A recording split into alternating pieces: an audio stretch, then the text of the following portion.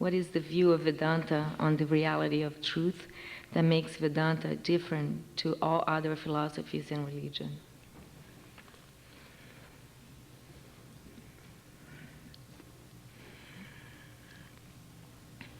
Vedanta is just a word whose meaning is that which is at the end of the Veda. Veda is a body of knowledge. At its end, there is a subject matter which we call Vedanta. That which is the Anta, means the last portion of the Veda. And the subject matter is,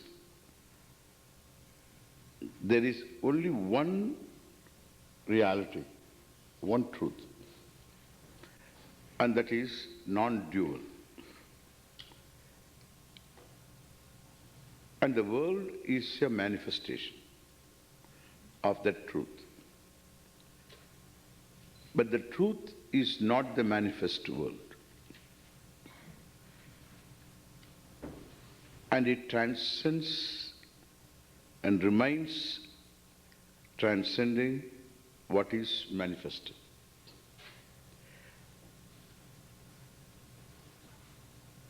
Like the shirt. Just you take a shirt. The shirt is a form of cloth.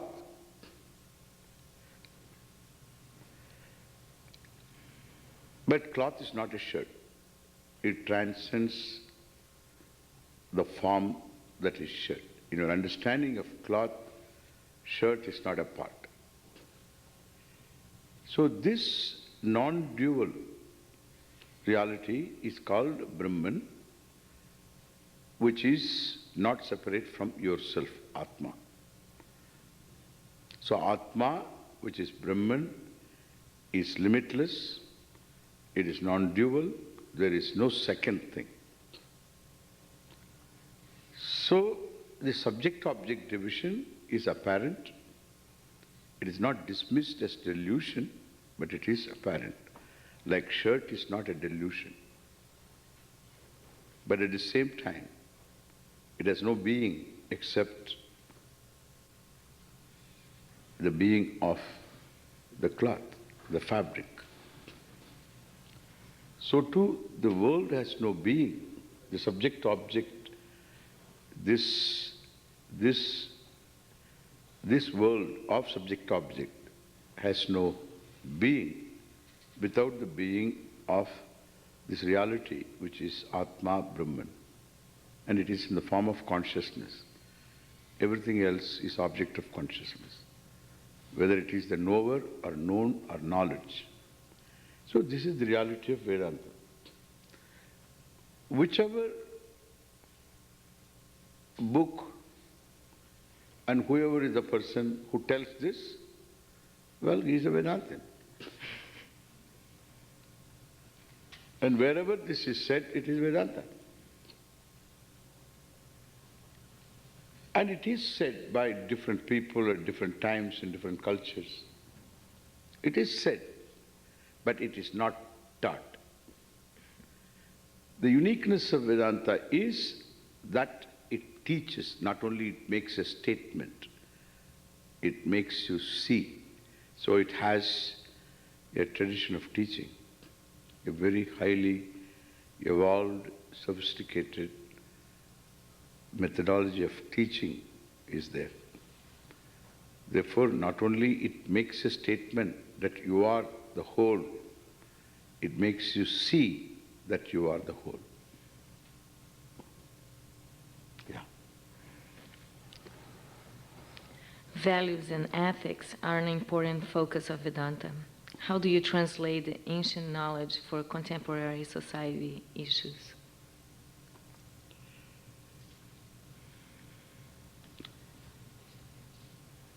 The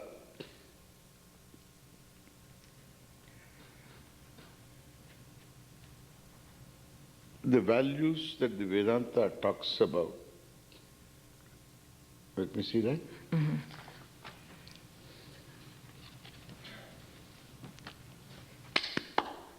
Cut, cut, cut, cut, cut.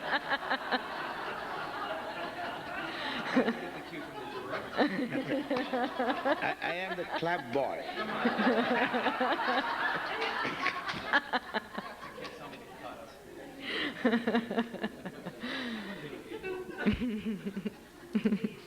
Yeah. You should open up and talk, okay? Yeah. He's recording you also. You open and talk. All right. Okay. You want me to repeat it again? Yeah, do it again. Don't worry. Forget they exist. They don't exist here. Yeah. Values and ethics are an important focus of Vedanta. How do you translate the ancient knowledge for contemporary society issues? Values are not ancient. They were there, they are now, they are current. You don't like to get hurt, and your great-great-great-great-grandfather also didn't want to get hurt. And if the monkeys are our ancestors, neither they wanted to get hurt. Therefore, that I don't want to get hurt goes with the living organism. Human being is no exception. Everybody wants to live happily, freely, without being hurt, without being cheated, without being robbed, without being taken advantage of. Everyone expects others to be compassionate, to be kind, to be giving, understanding. And we all know this. What I expect of others, others expect of me. I know this, you know this. That is why these values are universal. They were always there. They will always be there. For human behavior, it is very important, because without value, then might becomes right. Because I have a choice. When I have choice, I must have a set of values which you value. We both of us have the same set of values, then we can base our interaction on those values. And that's why by common sense we all sense these values. And therefore they are current, they are not ancient. And in fact, these values need not be taught by anybody. Historically, they were not introduced by anybody. Even though a lot of people came in history and emphasized values because people don't live up to the values because of other pressures. Not that people don't know the values, perhaps people don't value the values because of the value of other things. Value of power becomes more valuable than the value of not hurting, value of speaking truth, value of non-cheating, etc. So when the other value becomes so powerful, due to lack of understanding of the value of a value, then people take advantage of situations. People cut corners. So we need not teach values, if at all. We have to teach the value of values. The problem is people preach values as though the values are not known, as though they are not known. Everybody knows. Even somebody who comes to rob somebody, goes to the house, has a knife in hand, and tells this housewife, "Where are the keys?" He demands, "Where are the keys? Tell me the truth." which key opens this safe? He expects the other woman to speak truth.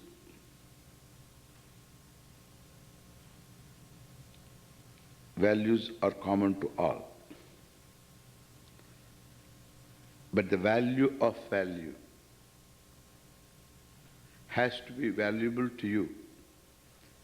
And that means you have to explore the truth of a value.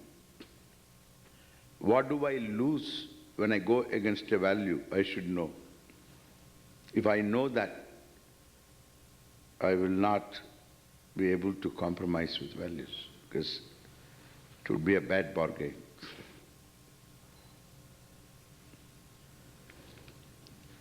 Yoga has become very popular and spread out with a huge variety of forms, techniques, and names. Yoga is originally rooted in the Vedic tradition, for example, as a subject matter in Patanjali's Yoga Sutras. In your opinion, where is the place of yoga within Vedanta, and where is its place in contemporary life?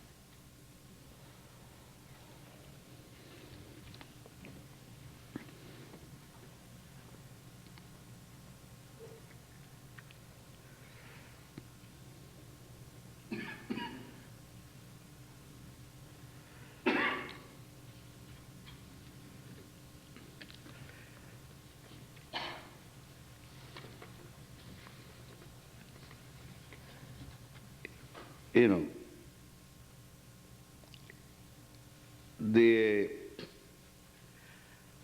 the price for popularity is always like this.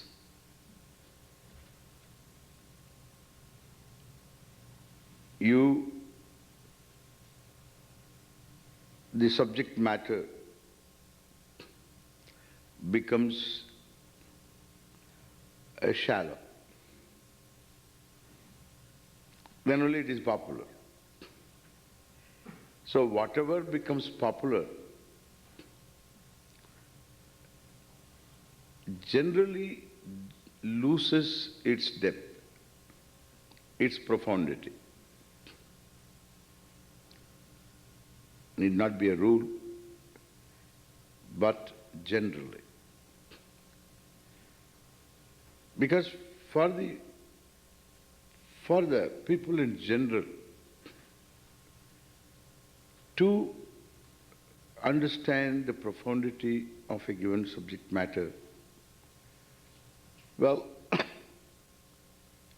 it takes definitely a lot of effort on their part, commitment on their part, which commitment people may not have. Therefore, if it has to be popular, if yoga has to be popular, then it has got to be simple. So once it is presented in a very simple form, like asanas, postures, even though that's a part of the Patanjali yoga, but that's only a small part. But that is presented as yoga. It's like my little finger is Swami Dayananda, you know, you say.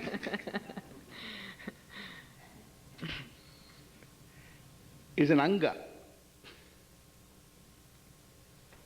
Yama, niyama, asana, pranayama. Asana is an anga.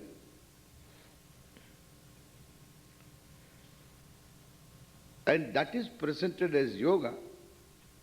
How it is going to be? Is going to be complete.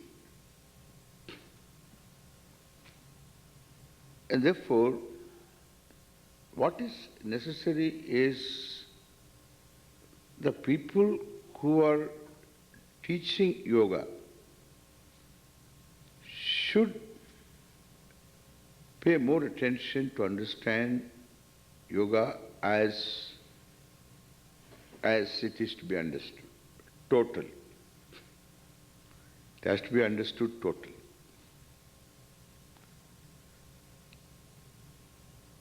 That is why, our Ramanand always wants to have it here, because not only they get to know asanas and pranayama, but also they are exposed to the teaching, the traditional form of teaching, So I think that is the right direction. And this teaching can be made available everywhere. People should learn and then they should teach, because you cannot teach without knowing. So, yoga is a part of Vedanta. In the sense that to prepare a person for this understanding, you require yoga. Yoga means a way of living. Yama Niyama really tell you what exactly you should live, what should be your attitudes towards yourself, towards the society, towards money, towards power. What should be the healthy attitude? So it does talk about all that. And then it talks about various other disciplines. So all these prepare a person for Vedanta. Therefore, yoga and Vedanta go together. Nobody is totally prepared for Vedanta. When I say you are Brahman, you are limitless, you are non-dual, well, even if I am able to convince a person, the person always asks the question, Swamiji, I know I am Brahman, but how to become Brahman? A sugar crystal thought it was bitter. Then with great difficulty I made the sugar crystal understand that it is sweet. Then it asked me, Swamiji, I know I am sweet, but how to become sweet?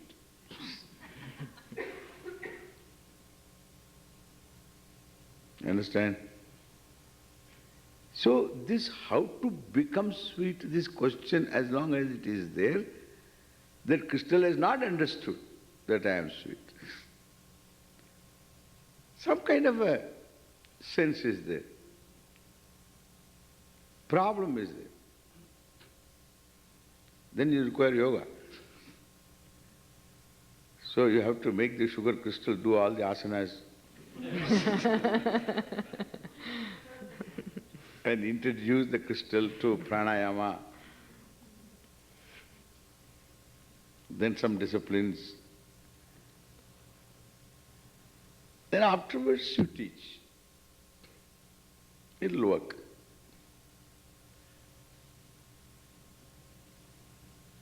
Thank you. As a teacher of ancient Hindu heritage, with concern for forwarding that knowledge to future generations, you have focused the subject matter of religious conversion in India in recent times. Which implications do you see for Indian people?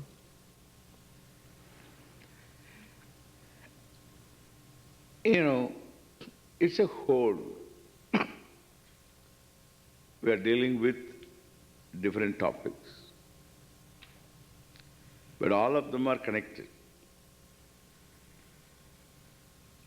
When I am a recipient of a body of knowledge, and then it comes along with culture, along with religion. there is no wisdom, spiritual wisdom, without one accounting for the world. When the world comes, then God comes. Then my relationship with that God comes.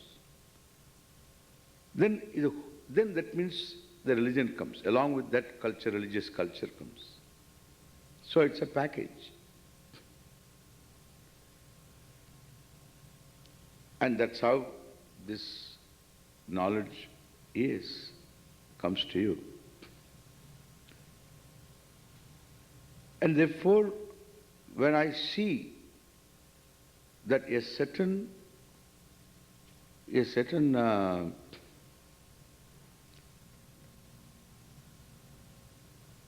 callousness on the part of people in their enthusiasm to propagate their own belief systems, and they are so indifferent to other cultures, religions, etc., then one has to say that. Because this Vedantic vision will accommodate all forms of worship, all forms of prayer. But Vedanta will not say that they all reach the same goal. That is a lie. It won't say. Because there is no reaching the goal. You are the goal. You have to know. Therefore, Vedanta has no agenda for anyone. It has a vision. It says, you are this problem, you are the solution. You have to know. This vision manifests in the religion, manifests in culture. And therefore, if this vision is sacred, then everything else becomes equally sacred. If you go to a village in India and ask a villager, where is God? The answer will be, that villager may not know Veda, may not be able to read a book,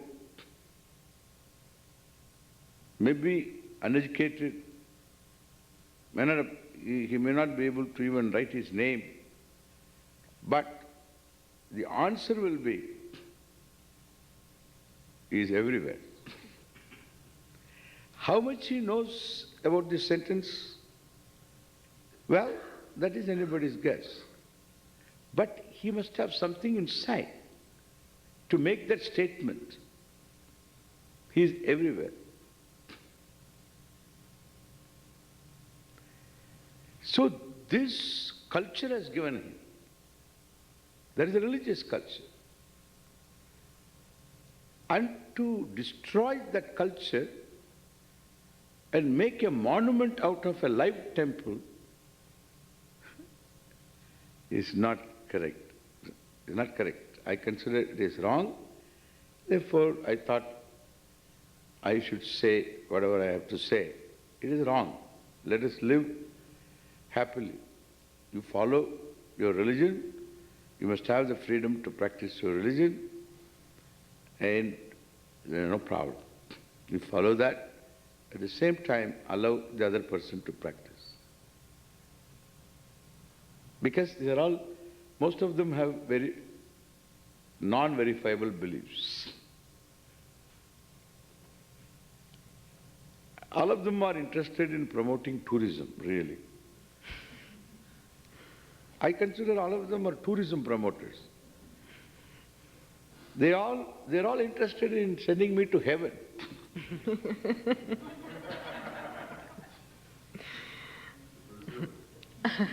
Nobody examines what is heaven, what can be heaven. Does an individual go there? How does he go? What does he do? So it's a non-verifiable belief. How it is going to help? Nobody questions what is heaven. Is it outside time and space? Is it a place? If it is not, then heaven is only a word, the meaning of which is entirely different, because it's not a place. Therefore, you are not giving God a locale.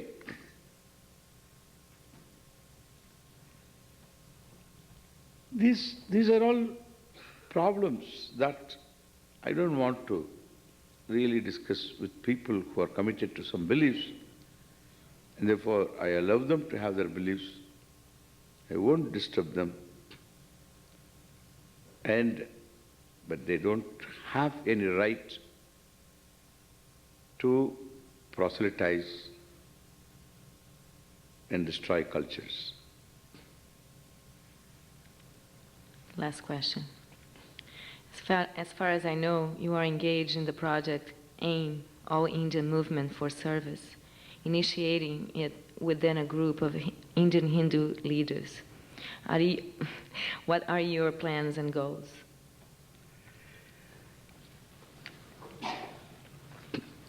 You know, in India, we have people in the mountains, in the forests. Some of them do not have any interaction with the mainstream society. And the Hindu religious leaders, Vedic scholars, never changed whatever the form of worship they had. They never changed that. Because in their vision, any form of worship is valid. Therefore, they didn't change. Now, because there is no regular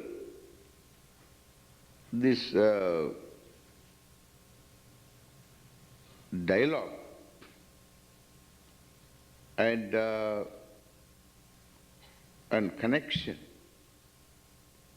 between the mainstream society and the people who are in the remote areas. So they need some validation, need some help also. So there are many agencies who are engaged in these activities, altruistic activities, helping people, validating whatever they have as their culture. Very beautiful. Sometimes, unless it is injurious to their health, we have to retain all of it. So we will encourage people to follow whatever they follow and help them in whichever way we can help, in terms of education, in terms of health, in terms of their self-dependence, self-sufficiency. So in these areas we would like to help. More service-oriented projects we will undertake. For this, we are starting this All India movement for Seva. And here as All India movement for service. So we are starting this. So inspiring some people to do this kind of work.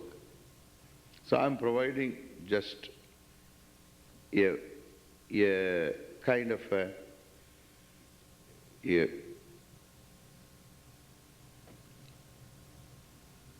leadership, maybe, guidance, providing with some guidance and leadership is what I'm doing. And we are going to get this project and they inaugurated next month, end of next month,